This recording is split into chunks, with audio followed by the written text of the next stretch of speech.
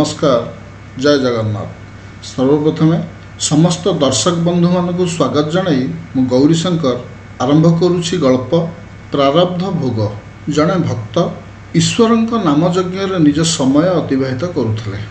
तांकर जीवन काल भितर से कहार अनिष्ट करनाहांती किंबा कहार केबे अमंगल चिंता करनाहांती। शेषे बयस बढ़िया संगे संगे रोगाक्रांत होई बिछଣା धरि नेले। शौच स्नान आदि समय से निज संतान मानक डाकुथिले। धीरे धीरे संतान माने मध्य परस्पर आळ करी आसीबा बंद करदेले। बेले बेले तांकु से अपरिष्कार बिछଣା रे राति कटेबाकू पड़ुथिला। दिने राति रे एक आश्चर्य घटना घटिला। से आकुल कंठरे पुओ नाम धरी डाक छाड़िले। संगे संगे जने बालक कोमल हाथ रे तांकु धरी नहीं निवृत्त करी बिछଣା परिष्कार करी शुआईदेला। धीरे धीरे यही क्रिया नीतिदिनिया होईगला। व्यक्ति जनकू संदेह है। आगे तो डाक छाड़िले समस्त घर लोक न शुणिबार छलना करुथिले, किंतु ये किए डाकिला मात्रे हाजर। यह भावी पिलाटीर कोमल हाथ को धरी परिचय पचारे। तत्क्षणात एक अलौकिक आभा अंधकार गृह प्रतिफलित है। सम्मुखरे बालक रूपी भगवान कृष्ण बंशीधरी दंडायमान। व्यक्ति को चिन्हबार विलंब है ना। चक्षुर धार धार लोतक बही जाऊ थाए। रुद्ध कंठरे कहले, मु केते बड़ पापी, मोर निवृत्त आपण द्वारा कराइले। हे प्रभु, यदि आपण मो उपर एते प्रसन्न, मते मुक्ति कहीं देउनाहांती। प्रभु कहले, जहाँ तुमे भोगुछ ताहा तुमर प्रारब्ध। तुमे मोर जड़े परम साधक। दिवानिशी मो नाम जप करुछ, मु तुमको छाड़बी किपरि? तेणु मु तुम प्रारब्ध मध्य तुमर सत साधना कारण कटौछि। व्यक्ति जनक प्रश्न कले, कौन मोर प्रारब्ध तुम करुणा ठारू उपरे? कौन तुम कृपा मो प्रारब्ध को शेष करि परिबनी? प्रभु उत्तर देले, मो कृपा सर्वोपरि। अवश्य मु प्रारब्ध काटि परिबी तुमर एई जन्म रे, किंतु पुणी तुमको एई प्रारब्ध भोगिबाकू पुनः जन्म नेबाकू पड़िबो। यही तो कर्मर नियम। यही कारण पुनरपि जननम पुनरपि मरणम होता है।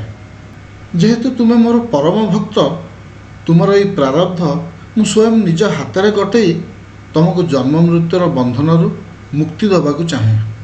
पूर्व कृतकर्म शुभ हेउ बा अशुभ, ए जन्म हेउ बा परजन्म, एथिरु तिले मात्र ऊणा हेब नाही।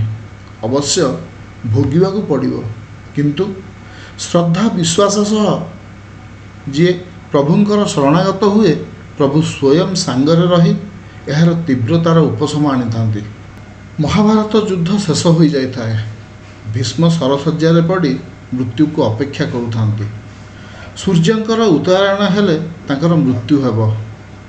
सूर्य उत्तरायण हेले तथापि इच्छा मृत्यु सत्वे से सद्गति पाउनाहांती, तांकर मृत्यु हेउनाही। सही समय रे भगवान कृष्ण सेठारे पहुँची गले। भीष्म तांकु देखि पचारले, हे त्रिकालदर्शी मधुसूदन, मु जानी पारुनी मृत्यु पाई इच्छा करी पाप रहित थिबा सत्वे मु काहींकि मृत्युवरण करि पारुनी। दीर्घ दिन धरी ए तीरमुन रे दारुण कष्ट पाउछि। भगवान कहले, तुमे तुमर पूर्व जन्मर कर्म भोग करुछ, तुमर किछि मन पड़ुनी? भीष्म आश्चर्य हेले ओ कहले, मु मो पूर्व जन्म रे एपरि कौनसी कर्म करिथिबा देखि पारुनी। प्रभु उत्तर देले, तुमे तुमर 101 जन्म पछकु जाओ। सही जन्म रे तुमे एक युवराज थिल। शिकार पाई वनस्थले भ्रमण करुथिबा समय रे तुम रथ सम्मुख रे एक सर्प देखि अश्व अटकी जाइथिला। तुमे सेही सर्प को फिंगी देवा पाई आदेश देइथिल। सर्पटी अनेक दिन काल गोटे कंटा बण रे पड़ी कंटारे क्षत विक्षत होई शेष प्राण त्याग कला। किंतु तुमर विगत 100 जन्मर पुण्यफल एते प्रबल थिला जे सही कर्मफल फलित होई पारलानी। भीष्म प्रश्न कले, पुणी ए जन्म कहीं? भगवान कहले, द्रौपदी वस्त्रहरण को तुम्हें अटकईबार समर्थ थिल, किंतु तुम्हें जानी मथापाति देल। यही भूल तुमर 100 वर्षर पुण्यफल धोईदेला और शेष पाप को फलित होगापी सुजोग मिलगला। ଏବେ ତୁମେ ତୁମର ପ୍ରାରବ୍ଧ ଭୋଗି ସାରିଛ। ଏଥର ମୁଖ୍ୟ ପଥରେ ଅଗ୍ରସର ହୁଅ। ବାସ୍ତବତଃ ଆମକୁ ଆମ ପ୍ରାରବ୍ଧ ଭୋଗରୁ କେହି ରକ୍ଷା କରିପାରିବେ ନାହିଁ। ତେଣୁ ତୁଳସୀ ଦାସ କହିଛନ୍ତି, ପ୍ରାରବ୍ଧ ପହଲେ ରଚା ପିଛେ ରଚା ଶରୀର, ତୁଳସୀ ଚିନ୍ତା କ୍यों କରେ ଭଜଲେ ଶ୍ରୀ ରଘୁବୀର। ଏହି ପ୍ରାରବ୍ଧ ବିଷୟରେ ଆଉ ଗୋଟିଏ ସୁନ୍ଦର କାହାଣୀ ଅଛି। କଂସ ମହାରାଜଙ୍କ ନିଧନ ପରେ ଯେତେବେଳେ ଭଗବାନ ଶ୍ରୀକୃଷ୍ଣ ବନ୍ଦୀଶାଳାକୁ ଯାଇ ପିତା ବସୁଦେବ ଓ ମାତା ଦେବକୀଙ୍କୁ ବନ୍ଧନ ମୁକ୍ତ କଲେ, ସେତେବେଳେ ମା ଦେବକୀ ପୁତ୍ର ଶ୍ରୀକୃଷ୍ଣଙ୍କୁ ପଚାରିଲେ, ଧନରେ ତୁ ହେଉଛୁ ସ୍ୱୟଂ ଭଗବାନ, ଆମେ ଦୁହେଁ ତୋର ପିତାମାତା। ଆମେ କି ପାପ କରିଥିଲୁ ଯେ ଆମକୁ ତୁ 14 ବର୍ଷ ଏ ବନ୍ଦୀଶାଳାରେ ରଖି ଦୁଃଖ କଷ୍ଟ ଦେଲୁ? ସେତେବେଳେ ଶ୍ରୀକୃଷ୍ଣ ଉତ୍ତର ଦେଲେ, ମା, ମୁଁ କି ପାପ କରିଥିଲି ଯେ ତୁମେ ମୋତେ ପୂର୍ବଜନ୍ମରେ ରାମ ଅବତାରରେ 14 ବର୍ଷ ବନକୁ ପଠାଇଥିଲ? ଦେବକୀ ଚମକି ପଡ଼ିଲେ, କହିଲେ, ମୁଁ ତୋତେ 14 ବର୍ଷ ବନକୁ ପଠାଇଥିଲି?